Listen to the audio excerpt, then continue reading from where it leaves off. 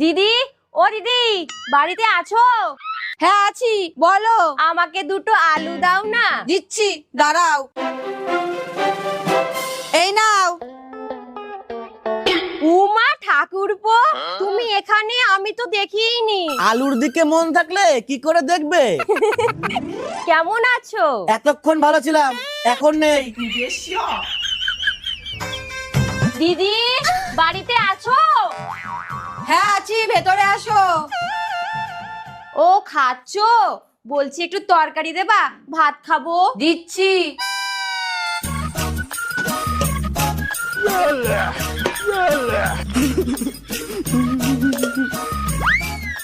ঠাকুরপো তো কথাই বলে না। আমি ভাত খাওয়ার সময় কথা বলি না।